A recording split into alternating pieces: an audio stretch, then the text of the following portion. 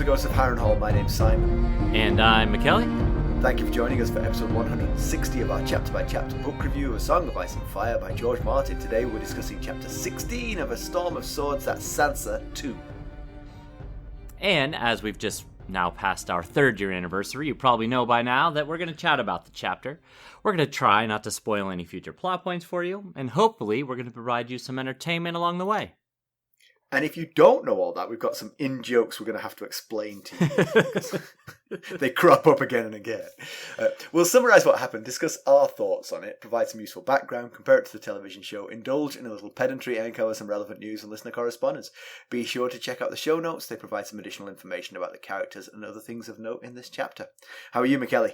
I'm doing fine. I'm breathing in some paint fumes. Yes. You know, I record out of the basement, and Stacy is painting all the other parts of the basement aside from the room that I'm in. So if you hear noise, that's likely what's going on.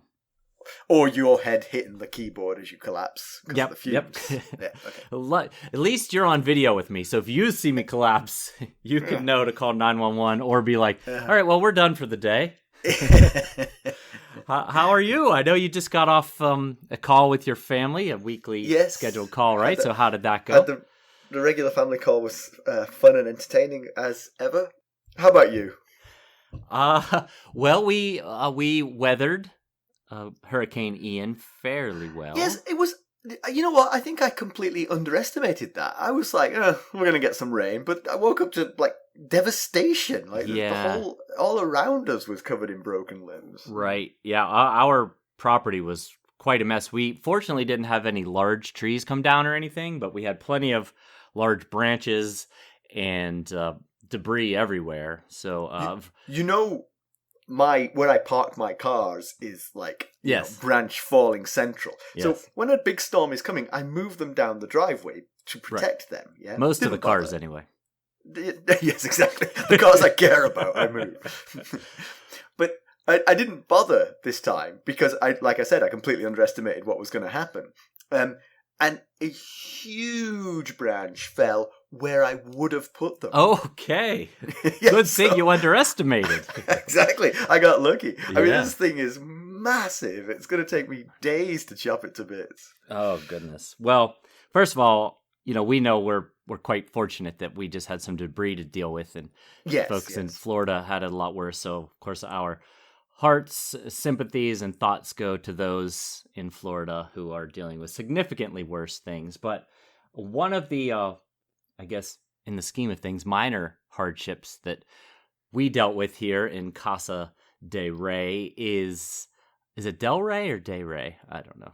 I mean, it's up to you. It's your casa. Okay. Your casa, your rules. We lost electricity for most of the evening, from like 7 p.m. to like sometime in the wee hours, 2, 3 o'clock in the morning. I'm going to arrange a vigil. Well, so it was just Stacy and me because, Ethan lives out of town now and Molly was at a sleepover. And we had nothing to do. We just sat there and snacked, just stared at the wall. Stacy was like, boy, I really feel fortunate that we were born in the age of electricity because this is boring. It is possible, had you been born a century earlier, that you might have found things to do. That was my response. We would have been accustomed to not watching Netflix and chilling on a Friday night. I was like, of all nights, it had to be a Friday night, The thing is, I was kind of rooting for the electricity to go out. I had candles laid out and board games, and I was ready for the electricity to go down. It didn't happen at our house, so... We sorted through old photos from a bin that Stacy's mom had given her last weekend or so. It was fun. We had our hurricane candles and a flashlight, so we did all right for a while. But I didn't even have those when it started because I was completely blasé about this whole thing. But eventually, I went to the candle cupboard and got them down. So ultimately, you were prepared, just a little later than you should have been. Actually, the first time the electricity blinked is when I got the candles. I was like, I suppose I should get candles now. Well, let's get down to business. How did we leave Sansa Stark? Last we saw of Sansa, she was dining with her replacement, Margaery Tyrell, Right. Margaery's grandmother, Olenna Tyrell, and other ladies of Margaery's family and friends group. Sansa was trying to be the good bird and sing the song the Lannisters would want her to sing of Joffrey, but ultimately she told the truth. Olenna then proposed a marriage between Sansa and Margaery's brother. Sadly not Loras, but Willis, but he is heir to Highgarden, so that's one up on Loras, to be honest. Mackelly, why don't we give the summary of this chapter? Okay. Sansa's getting a fancy new dress from the Queen. As there are a few queens in the city, she's unsure whether it's the future Queen Margeary, the Queen of Thorns, Lady Olenna Tyrell, or the Queen Regent Cersei. It's the latter, to be sure, the dressmaker assures her. She's surprised by the Queen's generosity, but the gesture does come just in time, as she's done much growing in the past year. Sansa figures Margeary is somehow involved in Cersei's surprising generosity. The presence of the future queen and her friends and family have been a wonderful change in Sansa's quality of life. She had forgotten how much she enjoyed the company of other women her age. The women and girls of Margeary's entourage have embraced Sansa, including her in all their conversations and activities. Although she appreciates the company, their naive musings about boys and war cause her to both pity and envy them. That pity doesn't extend to Margeary. She's different, tougher and more aware of the realities than her friends and cousins. Just 2 days ago, Margeary took her hawking in the Kingswood. Margeary told her all about her brother Willis and her excitement to be officially related to Sansa, going as far as calling her sister. Remorse filled Sansa. How could she let her sister marry Joffrey the monster? She told Margeary that she mustn't marry Joffrey. He'll hurt her. However, Margeary confidently disputed the idea. She appreciated Sansa's warning, but she's got the finest knight in the kingdom watching over her, in her brother Ser Loras. She figured it is the king who'd better be on his best behaviour. Sansa's impressed by the older girl's bravery. Impressed though she might be, she could see trouble in the future if Ser Loras were to act in defense of his sister against the king. But she figures Margeary's older and wiser than her, so she must know better. What she didn't see coming was Ser Dontos' reaction to the news of Sansa going to Highgarden to marry Willis. Rather than being happy and relieved, he implored her not to go through with such a plan, claiming the Tyrells were just Lannisters with flowers. He asked her to promise that she will go through with their plan of escape during the royal wedding, to take a ship bound to Winterfell. Just wear the silver hairnet to the wedding and do as she's told. It's only her claim to Winterfell the Tyrells want, not her. She had never considered having a claim to the castle and the north. Besides, Robb will have sons and heirs someday. No, she will marry Willis and live happily ever after in Highgarden. What could go wrong with that? She imagined Willis and her playing with puppies, riding on pleasure barges, and having many children. There's only one issue. Every time she thinks of Willis, it's not long before her mind drifts to his brother, Ser Loras, a habit she must break before she meets her future husband. This new gown will be ready soon, and she will wear it to meet Willis. She can hardly wait. We'll be right back. Hello, friends. Are you ready to make some unforgettable memories? Well, if so, consider the Marriott Bonvoy program. Discover the perfect destination for your summer getaway and unlock exclusive deals on luxurious accommodations. With our affiliate partnership, you'll enjoy unbeatable savings and a seamless booking experience. Don't let summer slip away. Visit Marriott Bonvoy today and make this vacation season one for the books. Use our Ghosts of Harrenhal affiliate page to check it all out and buy Bonvoy points or give some as a gift. The link to our page is in the show notes. To be honest, I'm not sure she really needs to break it. I mean, if she were to have an affair with Ser Loras, the kids would still be Tyrells, you know? I mean... Well, yeah, good point. But, it's also not entirely surprising that she pictures Ser Loras when she imagines Willis, because she knows Ser Loras' face a lot better than she knows Willis, who she's never met. So you can imagine how she would picture him when she thinks of Willis. Yes.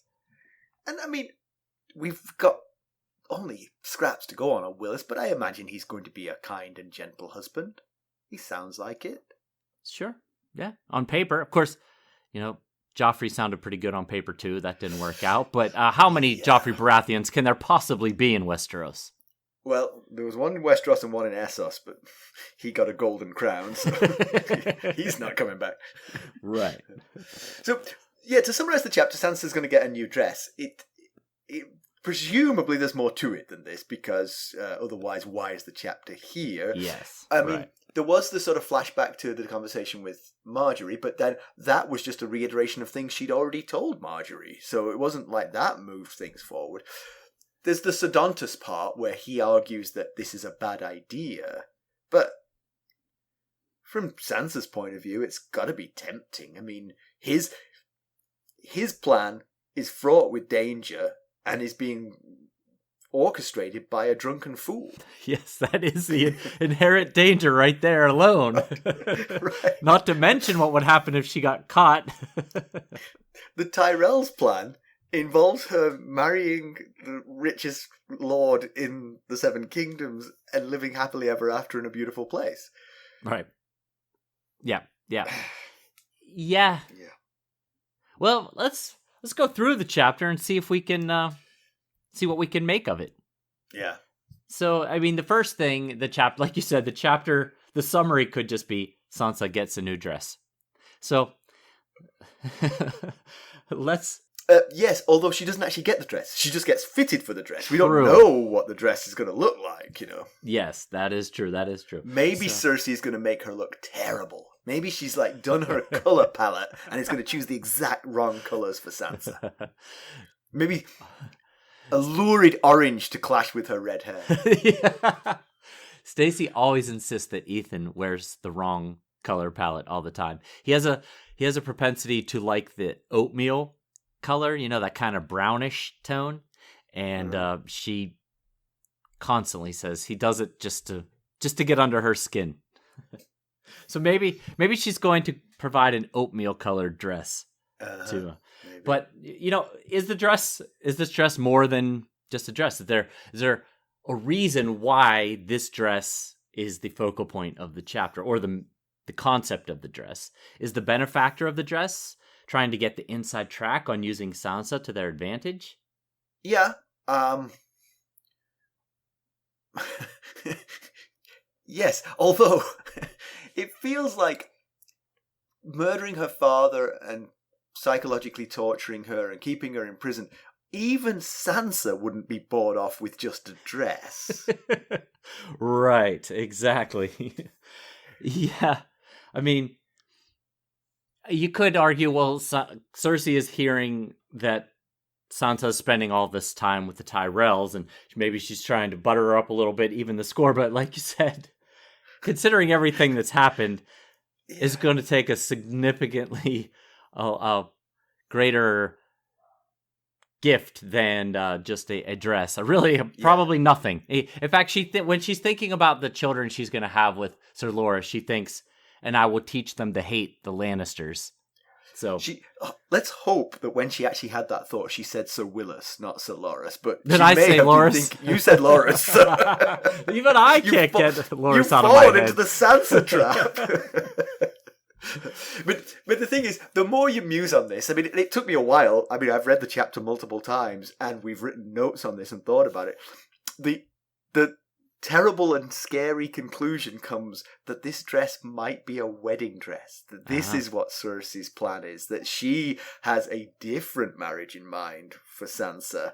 And she wants her measured for a wedding dress that she's not going to be so happy about. I can't imagine who it might be too, but Lord of Highgarden is not where she would be going.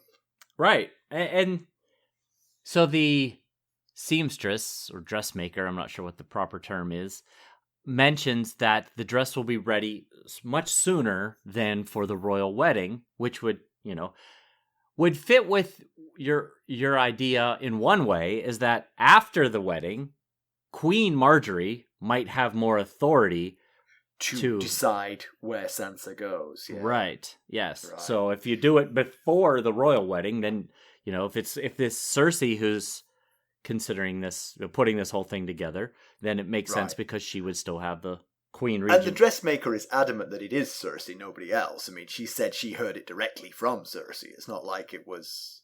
Yes.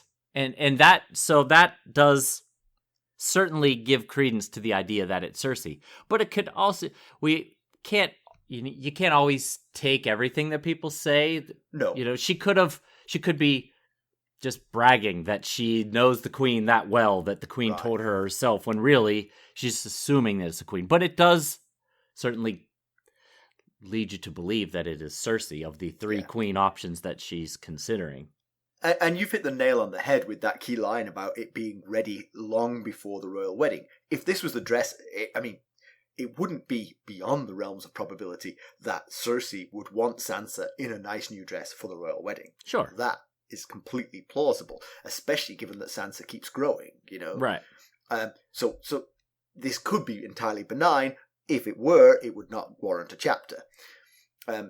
But the fact that it's going to be ready long before the royal wedding makes you think exactly what you were just saying, that maybe while she still holds the strings of power, Cersei is going to make this happen the way she wants it to.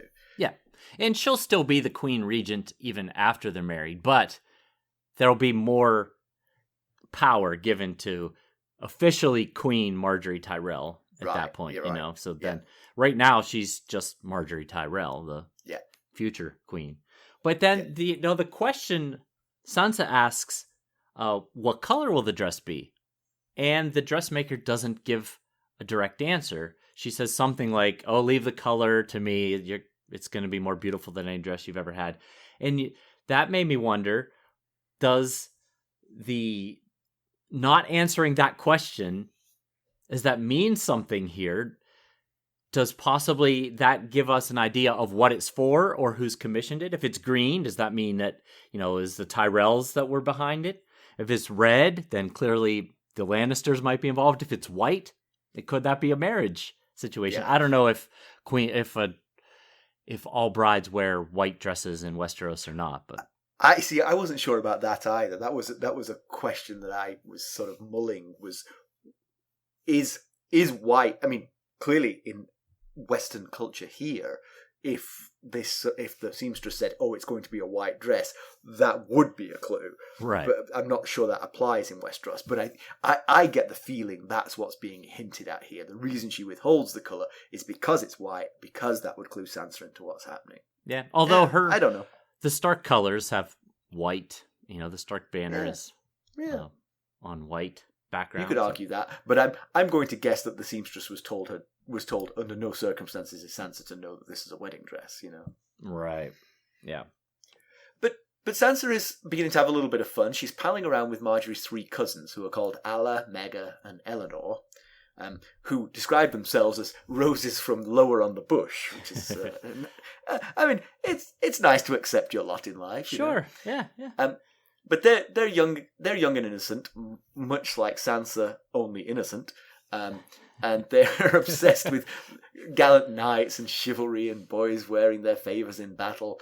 Does sound a lot like Sansa circa 6 months ago. Exactly. Yeah, and it also Sansa's reaction is actually kind of similar to her mother Cat's not her mother Cat, her mother, whose name is Cat, reaction to the highborn of the Reach when she met them all in Bitterbridge, when she thought of them as sweet knights of summer. Right. Because, they're just, so far, many of them had not been in battle at the point that Cat had met them, and these girls have shown up to King's Landing after the fighting had happened, so, they still have their innocence intact. They haven't seen the horrors of war. Right. And she both pities them because she can see now with her new experiences. Jaded? Yeah. She's taken off those rose-colored glasses and she could see just how innocent and childlike and naive they are. But she also envies them because it wasn't that long ago that she got to feel so childlike and carefree. And think about such silly things. I think naivety generally is both pitiful and enviable. Sure. Yes. On all things. I mean, it's so nice to be naive about things because you're not jaded. You're not broken down by the daily life.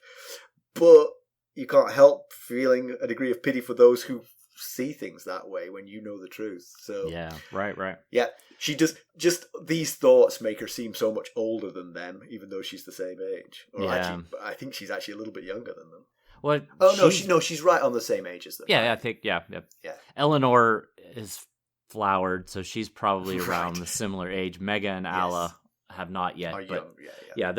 they're all within probably a year or two of each other. But Sansa's been through so much since arriving at King's Landing with the same ideas that these girls have, but she now it's become quite apparent to her that not all knights are gallant, as Sophie Turner's version of Sansa would say, and not all beautiful people are good and all ugly people bad, and that the good people don't always win. She's learned that firsthand, unfortunately, that the good people don't always win, because her father was a good, honorable man, and he was not only killed, but his reputation tarnished by a horrible yet beautiful king. So yeah.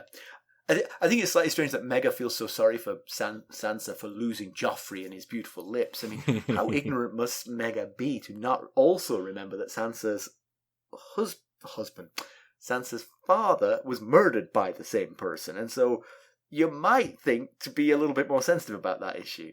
Yeah, I wonder if she even knows. You know, she's possibly not. Yeah. a tween from the Reach, might not even have gotten that particular news. But you know what? It's 298 after Aegon's coming. You know, kids today, they're just not the same. That's right, they're not. 100 years ago, pre-flowered girl would know exactly who'd been murdered. You know, they're soft. Those kids in the nearing the 300 AC. So tell me about this kiss, because you've got a whole monologue here about a kiss, which I barely remember, or in fact, misremember. Well, you're not the only one to misremember, because Sansa misremembers as well. Well, in A Song of Ice and Fire lore, it's known as the unkiss. Okay. And it's one of the most discussed topics in A Song of Ice and Fire fandom. Okay. The short answer is no, the Hound did not kiss Sansa, at least as the details we were given in that chapter go. So right. The chapter where he's fleeing the battle. Yes, right. Where he's fleeing the the Red Keep in King's Landing. So, if you didn't read this chapter along with us, what happens is they're talking about kissing, and Sansa's thinking in her head, I wonder how they would feel being kissed by the Hound like I was. And then she gets the details mostly right, completely right, as far as how the rest of it goes. So this is the events as we know it from that chapter. He was in her room when she got in there. He was very drunk, pushed her onto the bed, held a dagger to her throat, and demanded that she sing him the song that she's been promising to sing him. She sings the mother's hymn, then reaches up and touches his face and feels wetness. Then he gets up, rips off his white cloak of the Royal Kingsguard and leaves. But she added a new detail. There was no kiss there. There was no kiss there. Right. So George Martin, had been asked about that. And his response was, it will eventually mean something. Right now, just a subtle touch many readers might not pick up on. File it under unreliable narrator and feel free to ponder its meaning. So, do you think George Martin makes occasional mistakes and then just imbues them with It certainly could. You could certainly make the argument for that here, because that's a perfectly reasonable mistake to make. I mean, I remember that chapter. Did he kiss her? I would have to go back and read it very carefully to know. Except you've just helped me, but it just feels like just a mistake on coming forward. Yeah, you can certainly do that as an author. Be like, oh well, the character misremembered. Oh, it's keep reading. Just gotta figure out how to make this useful. I'm gonna fire that editor. Well, of course we know that Sansa is an unreliable witness because her lies at Derry caused the death of Micah and ultimately her own direwolf lady when she blamed Arya for the issues with Joff when that all happened on the way from Winterfell to King's Landing. But this is something entirely different here. This is a character misremembering a detail that didn't happen, not just intentionally saying something that wasn't true. Yeah. So, Yeah. and it made me wonder that so much of this story of Song of Ice and Fire is told through recall and flashbacks, that maybe the point of adding this is to remind us that, we're getting this story through point of view, not a all-knowing third-person perspective. Yeah. So maybe that not all the details are 100% accurate that we're being given here. Yeah. Yeah. And I mean, the whole incident was very traumatic, and you can imagine, I mean, it is complicated though, because she remembers it verbatim apart from one thing, and so it does feel like it has some special meaning that she's misremembered this. Right. I mean, there are things, I mean, again, she had a bond with the Hound, which was weird and odd, but not without affection. Right. Yes. And so there is a possibility that it is an extrapolation to something she wanted to happen, Sure. Yeah. So, yeah, I think there's if you just Google Unkiss, A Song of Ice and Fire, you'll get a million guesses and thoughts and opinions on what this is. But yes, like you just said, one of the top ones could be trauma. And she was under a great deal of trauma and stress at that moment, aside from the war going on outside the walls where they thought they were all going to possibly die and possibly be raped before they were killed, the women.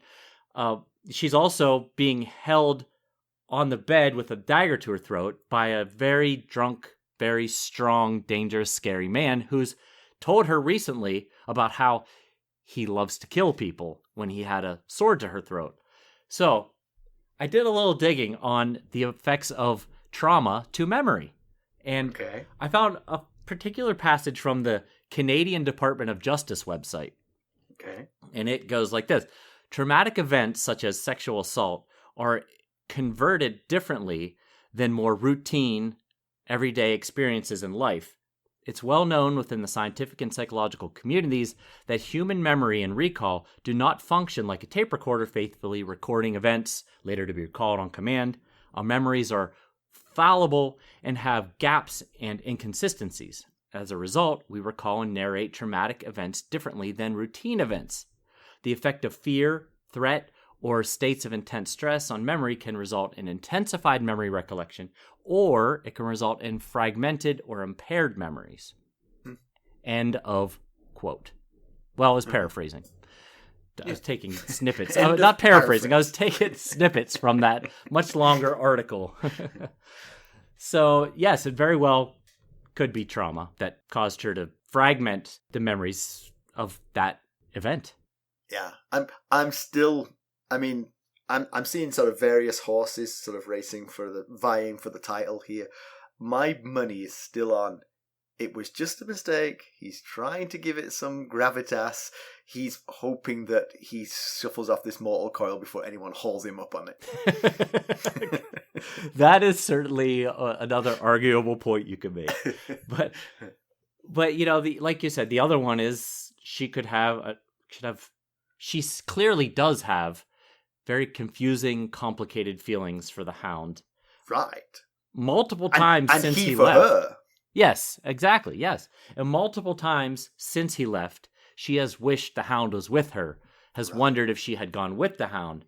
So, yeah, like you said, it's possible she might have fantasized that something like this happened to the point where she thinks in her head that possibly it did.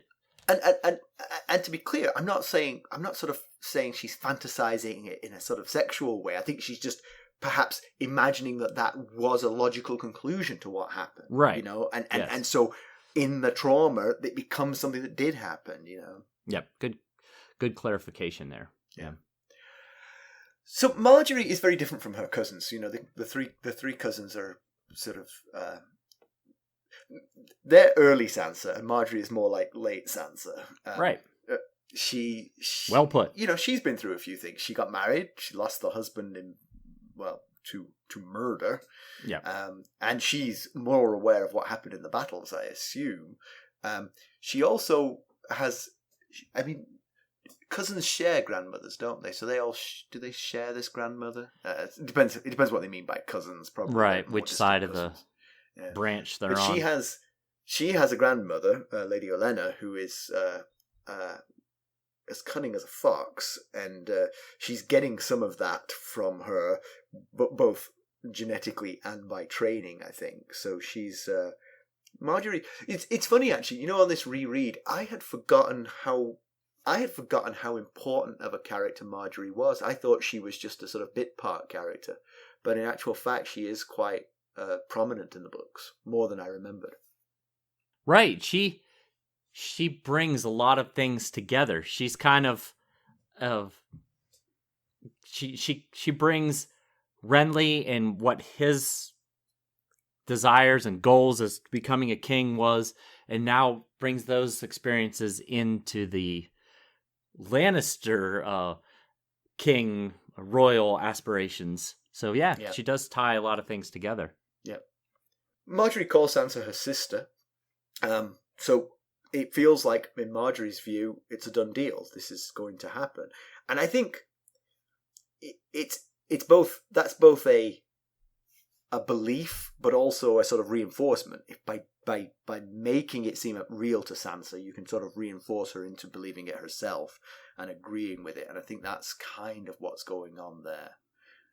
Yeah, she certainly behaves like she believes it's a done deal. But of course, Sansa and we, as going along through Sansa's POV, haven't heard anything about it being official, like that the Lannisters have signed off on it. But what is official? It's not like the royal family have to agree every marriage. True. Noble houses are free to arrange their own weddings, and so there's not going to be an official announcement here. It's just if the Tyrells can make it happen, then it can happen. Yeah, you'd think the Lannisters, as they're in King's Landing, would need to sign off on it at some point, though, if Sansa's going to all of a sudden disappear out of the city. Well, yes, given that Sansa is a prisoner, that does make it, that gives attention to this. That gives is Cersei plotting something to prevent this? She's got wind of it, and now she's got an alternative plan that she's going to enact before the Tyrells have a chance to bring their plan to bear. Right. By the way, to our listeners, if you're hearing noises, that's because Stacey is currently rolling paint along the wall on the other side of the wall I'm on. So my apologies for that. But yeah, so either Margeary is really excited to have a sister because she has 3 brothers and no sisters, or could she possibly be doing her part to seal the deal here, keep Sansa buying what the Tyrells are selling, that they're the good ones, they're the sweet ones, they're the ones you want. You want to hitch your wagon to the Tyrell horse all the way to Highgarden and marry the heir. Yeah. And Dontos certainly believes that the Tyrells only want her for a claim to Winterfell, but that's true of any political marriage, Yes, right. And now, the tricky part here is that Sansa doesn't have anyone above her to make the decision for her. That's what makes this a little bit more fraught. Yes. If Ned was there, he might be like, "Oh, it's a great match. Yeah, go crazy." Yes, solid point. Not that she has a whole lot of choice. If she said, "No, I don't wanna," I'm not sure that anybody cares if she doesn't want to. The Tyrells would certainly have to bear their thorns if she did say that. That is a good point. Yeah. But the sister act worked, genuine or not, because Sansa then puts the target back on herself and says, she has a moral issue with the idea of her allowing Margeary to marry Joffrey. She says, "You can't do it. He's a monster. He'll hurt you." And Sansa, she thinks she's always wanted a sister like Margeary because, as she puts it, Arya was always unsatisfactory as far as sisters go. And, but it made me think that the younger, more selfish, self-absorbed, pre-King's Landing Sansa possibly wouldn't have told Margeary not to wed Joffrey because it doesn't fit her best interest, Sansa's best interest. I mean, We'll be right back. This episode is sponsored by Audible. To get a free audiobook, or 2 if you're an Amazon Prime member, go to our exclusive URL, audibletrial.com/ghostsharrenhal. You can find the link in our show notes.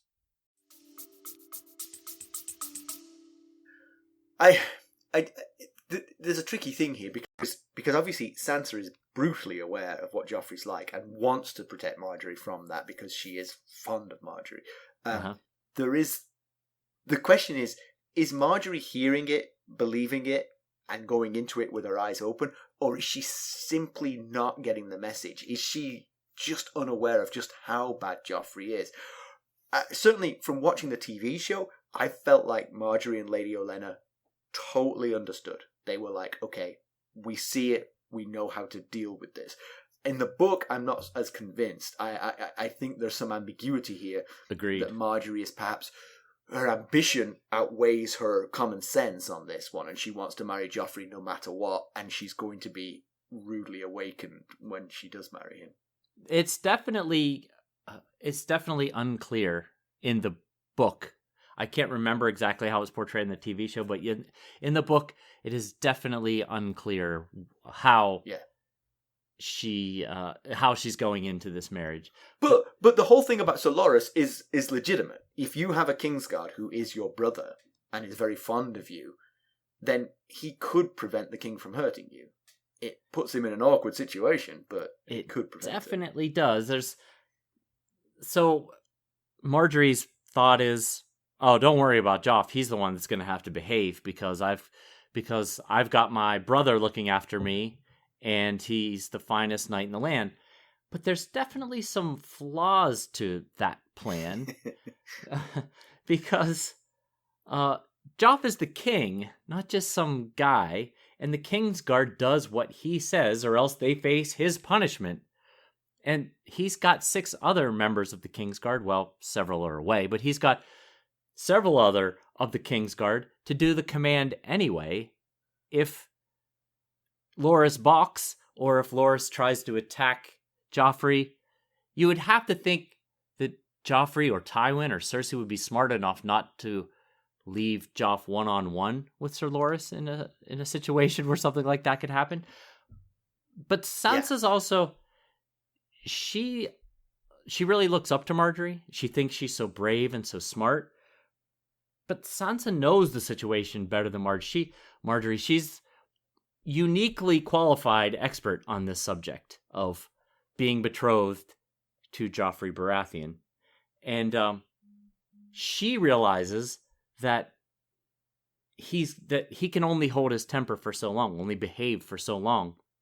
Eventually, he's going to bare his claws and create some sort of situation where he wants to hurt Margeary. And Sansa has the wherewithal to realize that the fallout of Loras hurting or killing Joffrey is going to create war in the city, right there in the Red Keep. Yeah. I mean, I don't know. Joffrey is... Maybe we're underestimating Joffrey. He was awful to Sansa primarily once she was defenseless. Yes. And Margeary isn't. And Margeary and the Lannister Tyrell union has to remain strong. And so maybe he's smart enough to take out his vindictive viciousness on other people and leave Margeary alone. So it is... I agree. If he does something that makes Loras flip, then obviously this union comes to an end very abruptly and civil war breaks out. So maybe he's got the smarts to not do it. Yeah, but you're absolutely right, though. This Margeary and Sansa's situations are very different because Margeary has a very solid Tyrell support system. Yeah. And Sansa, things really went bad between Sansa and Joffrey after Sansa's Stark support system had disintegrated. So that is a very big difference to keep in mind.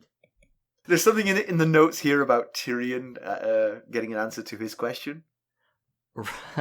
So that was there to remind me. Help me, Obi-Wan. I have no idea what you're talking about. So do you recall, I think it was the last Tyrion chapter, on his way to meet Shay, he asked Ser Loras why anyone Ser Loras' age would accept a post in the Royal Kingsguard. Yeah. And Margeary somewhat answers that question, possibly. Margeary reveals to us that it was her father Mace forced Tywin to take Loras Tyrell as a member of the Kingsguard before he'd approve of the wedding. So possibly Loras didn't want to become a member of the Royal Kingsguard. His father forced him into it. Right. And actually, in some ways, then this sort of like mirrors the whole Cersei and Jaime thing, sort of like Loras is becoming a Kingsguard to be near his sister, not for the same reasons, but in this case, to protect her. Yes, I had not thought about that, but yeah, you're right, yeah. Yeah, so I don't know, I mean, when Tyrion talked to Loras about it, Loras was forlorn and basically said, when the sun goes out, a candle can't match the brilliance or whatever. So possibly he was like, fine, whatever, I don't care, my life's over anyway. But it does seem that it wasn't necessarily his decision, unless he went to his dad and said, do not accept this unless they take me as well. So I mean, Sansa's falling for the Tyrells, and it's hard to blame her. She has been essentially without friends since Jane Poole was taken by Littlefinger to see her father. We still don't know what happened to Jane Poole, but she did not go to see her father. It doesn't seem likely.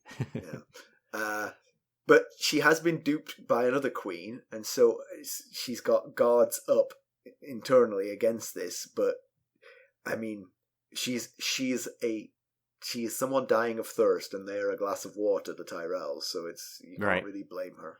Yeah, she mentions or thinks about at the very beginning of the chapter that especially Margaery's presence has changed everything for her. Yeah. So it's certainly giving a drink to a very thirsty person here. Yeah. But, she, like you were saying a minute ago, she very much thought the world of another queen just not too long ago, to the point where she ran to that queen, of course I'm talking about Cersei, and told her all of Ned's plans to send the girls home, and that of course led to all the trouble that has befallen the Starks since then. So, but she can't make the same mistake again because she has nobody left to betray. Except for herself, I guess. Yes. But, I will give her some credit. She does seem a good bit more wary. Yeah. Especially, in this instance, it's about the dress, the benefactor, the reason. She's not just going into it like, oh, how nice, a new dress. Well, that's great. I could use a new dress. But she hadn't really questioned, at least that I can recall, why the Tyrells were so smitten with her. Dontos gives her an explanation to that, but I don't think that ever really crossed her mind. Why are they being so good to me? But I don't know. I mean, you're a Stark of Winterfell. You know that you're a prize marriage. I mean, that can't have escaped her notice. I mean, yeah. I think we've said enough. I think she knows she's a pawn, but the thing is, as a pawn, as long as you agree with the play, then you go along with it, The problem with pawns is they typically get sacrificed, and that's not so good. Right. Yeah, but yes, she is, because she has no choice but to be a pawn at this point. She has no power. So Right. So Dontos is apoplectic about Sansa wanting to change the plan, but his plan is, like we said, it's a tissue. It's a high wire act, and it relies on him. This is a life of luxury and happiness, Yeah, I do feel for him. I mean, he runs down all that he's done to set up the escape plan, and now she's blowing it off. I feel for him that if at least according to what he's telling her, he's put in a lot of effort to make this plan happen. Now she's saying, sorry, I apologize, but I don't need it anymore. So you could certainly see him being like, but it's all set up. I've done everything. We're ready. Just Right. And there is a secondary thing here, is that they presumably they know that Winterfell has fallen into the hands of the Ironborn. So his plan is to take her back to Winterfell, but now she's got nowhere to go back to. So right. Yes. That makes that all, even more fraught, that plan. I'm sympathizing with Sansa here. Yeah, he does his plan, although if we ignore the fact that Winterfell is not currently the home that she recalled it being, his plan does get her theoretically home safe with no need to be beholden to the Tyrells. Right. And she seems to have embraced the idea of, I'm going to go marry Willis Tyrell. It sounds like a good plan. I'm all in. But his plan, she doesn't have to marry someone that she's never met before, But theoretically. Again, she's the daughter of Winterfell. She was always going to marry some lord. Not for love, Yeah. Dontos says to her, it's all been done to keep you safe. And she says, Willis will keep me safe. And Dontos responds, he doesn't know you. But at the same time, that's true. He doesn't know her, but at the same time, she doesn't know him. She doesn't know Willis from a hill. She can't even picture his face because she's never seen it before. So once again, she's created kind of a dream scenario in her head where she's going to go off to Highgarden and marry Loras Tyrell, and they'll play with puppies. Literally, play with puppies is her fantasy. Sail down the Mandar on a pleasure barge and have 3 boys with Stark names. So, as we've discussed, you can see some progress with her being more suspicious and wary, but then she's also still a young, impressionable girl who still wants to believe that good things happen to good people. Yeah. And she's possibly being a little too trusting with the Tyrells here. But I mean, I can't imagine that they're lying to her. Right. Yeah. They're telling her the truth. It's just whether she wants that truth. That's the question. Whether that truth is a good outcome for her, Yeah, it certainly doesn't. So Dontos says he calls the Tyrells Lannisters with flowers. And clearly they are playing a much more flowery game. If this is all a big ruse to get Sansa to Highgarden, they are significantly better at wooing Sansa with honey than than how the Lannisters would do it. Yeah, and that is a point, actually. I mean, if you did prize her out of King's Landing, you could turn the tables on her and hold her at Highgarden as a hostage to achieve something else. Right, but sure, yeah. Even that's better than what she's got. It's the Tyrells. It's not the Lannisters. That could be that could be the case, definitely. So Dontos is really dead set against this plan. I mean, to me, it feels like Dontos should at least give lip service to this idea and say, well, you could do that, but we've got a plan to get you out of here to true freedom. My worry is, and just see what you think about this, could he, in his role as Joffrey's fool, let slip to the Lannisters the plan that it's possible the Lannisters are already aware, hence the rushed wedding for Sansa, possibly, we don't know. Right. But Ser Dontos might spill the beans on her to cut off this plan so that he can enact his own plan. It's absolutely a legit concern, and it's a legit concern, 100%. Everything you said is 100% possible. It would be a terrible betrayal of her if he did. And the whole reason that he says he's created this plan in the first place is because she saved his life on Joffrey's name day when Joffrey was going to have him drowned in a vat of wine.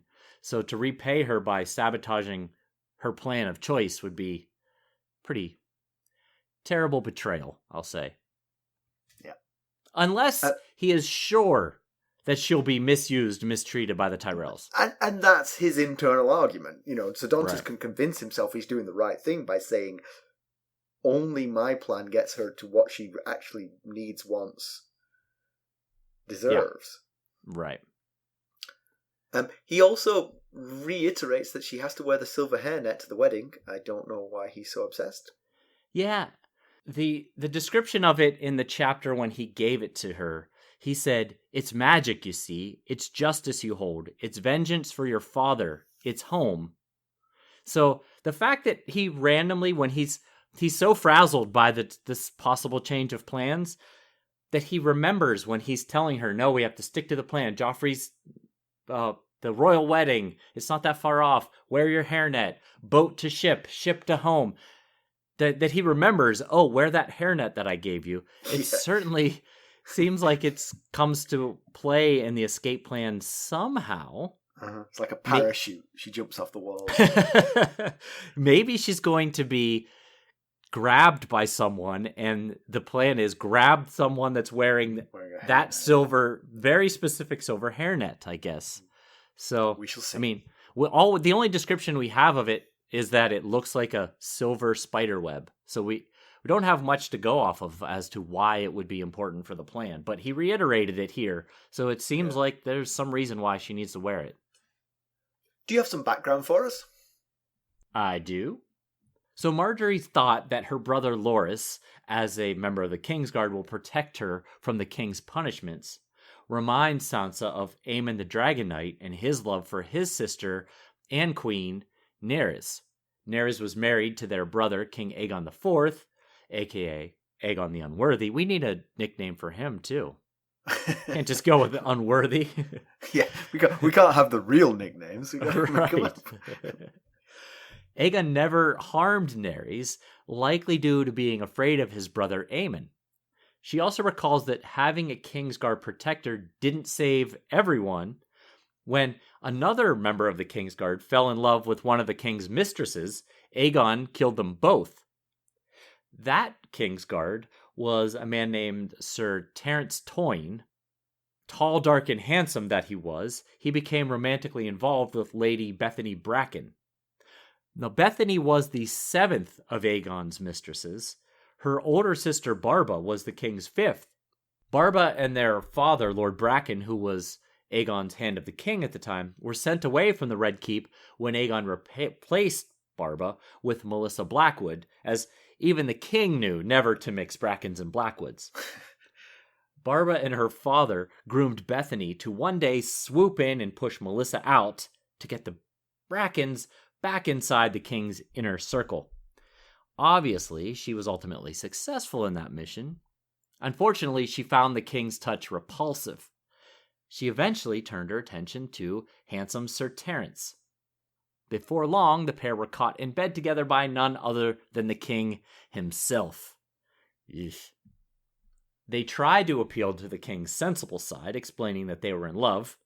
However, he wasn't called Aegon the Unworthy for nothing, so the king had them executed. Sansa mentioned that the king had both their heads off, but it wasn't quite that simple for poor Sir Terence. He was dismembered piece by piece, and Bethany was forced to watch. After that, both Bethany and her Lord Father were executed. Ouch, that's rough on the Lord Father. I guess he must have known about the plan to groom her to replace Melissa. Yeah, but he probably didn't tell her to sleep with the Kingsguard. That's true. Sansa also mentioned that Terence was only a Toyne, so his brothers had no way to avenge him but with their swords. She's referring to the fact that his brothers did try to avenge him by killing King Aegon. However, ironically, they were stopped by none other than Prince Aemon the Dragon Knight himself, who died defending his brother. The Toyne brothers were unsurprisingly killed for their actions. So, comparison with the television show, I don't think this happened. I didn't look terribly hard for it. I don't remember. I mean, maybe at some point Sansa got measured for a dress. As I said, the conversation with Margeary was just a reiteration of the conversation that she had with Margeary and Olenna earlier, so there was no reason for that scene. Right. Well, I'll throw one out. It did mention that Sansa had grown 3 inches, and that was why she was needing new dresses, because she'd gotten bigger. Sophie Turner, who played Sansa in the show, she grew 4 inches between the pilot and the first episode. So she is method. Wow, I'd say. Yeah. Yeah. So in actual fact, if you look carefully at the pilot, you'll see they reshot some scenes, and so she jumps up and down a little bit. Oh, in the pilot. Wow. Oh, I had never noticed that. Problem with kids in TV shows, you know? They Yeah. grow up. Yeah. They grow up, their voices changed. Yeah, Yeah. absolutely. Pedantry, I couldn't find anything. No. You got anything? No. Let's let it slide. Just that Sansa did not kiss the Hound. Oh, there you go. That is a big piece of pedantry, yes. I think that's pedantry that everyone is aware of these days, though. News and notes. Yes, so we don't have much this week, but just to give you a reminder, if you want ad-free episodes, consider becoming a sustainer at Buy Me a Coffee. That's right. You get a ad-free episode a day earlier than everybody else. That's right. Take a look. Give it some consideration. And we got a very nice review from Jay Leitch, I guess is how you'd say that. Jay Leitch at podchaser.com. Goes like this. I am a massive A Song of Ice and Fire fan, and whilst having a reread of the books, I stumbled across this great podcast. The show is brilliant for both e-readers, yeah. The show is brilliant for both rereaders and for new readers alike. Each chapter analysis is an in-depth and spoiler-free, which is impressive given that the hosts have clearly read the whole series. It's not that impressive by me. It's impressive by you. You are suppressing a lot of memories. I'm just rolling with it at this point. Both Simon and Mackelly have a great chemistry, and a brief chat between the two before that week's chapter analysis is often as interesting and as entertaining as the A Song of Ice and Fire discussion. So much so, I'm ad-libbing here, so much so that some of our listeners turn it off after that part, as we've learned recently. If you are looking for a down-to-earth and friendly podcast to help introduce you to this world, or even to see it from a new perspective, this is the show for you. Cheers to Simon and Mackelly. Keep up the good work. That's awesome. That's very kind of you, Jay Leach. Thank you. Appreciate it. Thank you. That is. Thank you very much. All right, let's conclude. So Sansa's getting a new dress. She's being wooed by Lannisters and Tyrells, but the latter seem to care about her. The former do not. They certainly seem to. That's the key word there. They're doing a really good job of selling that if they're not right. And if they're not being legit. Pretending to care about someone is a lot like caring about someone. It may not hold up with time, but at least in the short term, you are actually being cared for. You know? I see what you're saying.